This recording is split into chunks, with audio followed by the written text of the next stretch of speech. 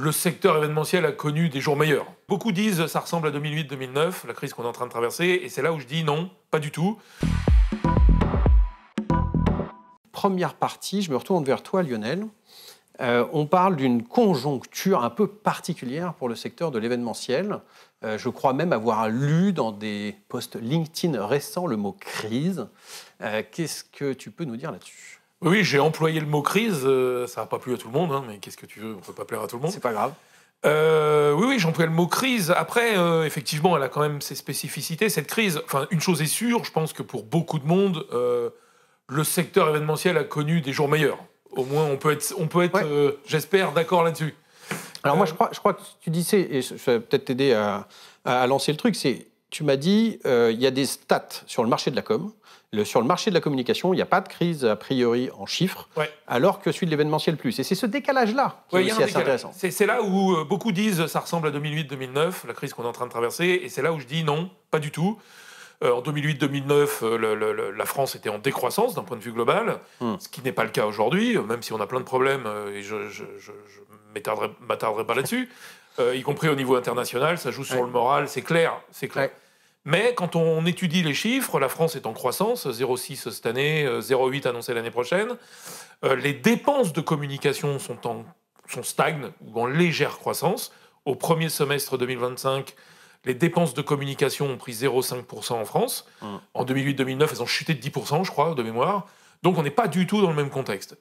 Et nous, ce qu'on se rend compte, alors il n'y a pas de chiffres au niveau du secteur événementiel, c'est un des problèmes sectoriels importants, je trouve, à titre personnel.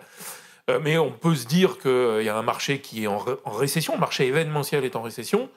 De combien, j'en sais rien, 10, 15, 20, 30, c'est des chiffres qui sont annoncés par les uns et par les autres, mais en tout cas en récession, dans un contexte quand même qui est plutôt favorable. Ou en tout cas qui est stagnant. Donc c'est cette confrontation, moi, qui m'inquiète, je ne le cache pas, et c'est pour ça que j'ai parlé de crise. Et non pas de crise de conjoncture, comme tu le dis, mais plutôt une crise structurelle. Okay. Je pense que ça doit nous alerter, ces chiffres-là doivent nous alerter sur la capacité qu'a l'événementiel aujourd'hui à être attractif auprès des entreprises quand elles ont une problématique de communication, quand elles ont une problématique de gouvernance, quand elles ont une problématique de management, une problématique commerciale. Ouais. Il faut rappeler sans arrêt la puissance de l'événementiel, qui est un média hyper puissant. Je pense qu'on ne doit pas s'arrêter de communiquer dessus, en fait, d'un point de vue global. Rappeler la puissance, et puis surtout, c'est ce qui manque aussi, démontrer que l'événementiel est un média performant, un média puissant, avec des outils de mesure, des chiffres qui ne sont pas là aujourd'hui. Il y a eu plein de tentatives. Je sais que c'est un sujet qui est régulièrement mis sur la table, et il faut continuer à le mettre sur la table, et il faut continuer collectivement, je pense, à réfléchir à ces outils de mesure de l'événementiel. Parce que quand on est un patron de boîte, d'entreprise aujourd'hui, un DIRCOM ou un directeur marketing, et qu'on doit arbitrer entre des dépenses...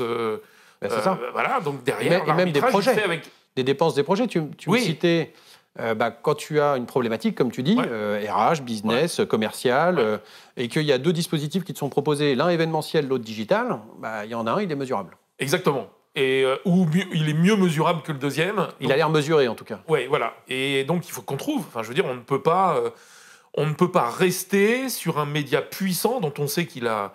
Dans l'histoire, enfin c'est un média jeune, qui a 40 ans, 50 ans, dans l'histoire, il y a des moments événementiels forts, je crois qu'on en a vécu un extraordinaire en 2024. Bref, ces moments-là, il faut montrer qu'ils ont résolu des problématiques, en l'occurrence, pour parler des JO et de des cérémonies d'ouverture et des cérémonies de clôture, des problématiques de branding d'un État, la France, et je pense que le résultat à l'international a été extraordinaire. Incroyable. Donc comment ne pas faire de cet événement extraordinaire une parenthèse, mais bien un rappel de la puissance de l'événementiel. C'est là où je trouve que globalement et collectivement, ça manque d'énergie et ça manque de ça va nous emmener doucement vers l'innovation, notamment dans la mesure, mais on en parle dans quelques instants. On compte sur vous pour alimenter la conversation dans LinkedIn, puisque ces vidéos vont vivre essentiellement dans le réseau LinkedIn. Posez des questions dessous, mettez des commentaires, mettez vos avis. Si vous voulez qu'on y réponde, il faut nous taguer, parce que si vous ne me taguez pas, je ne peux pas deviner que vous avez fait une question. Et donc l'idée, c'est aussi d'alimenter les conversations. On veut que ce soit un débat assez ouvert et une discussion.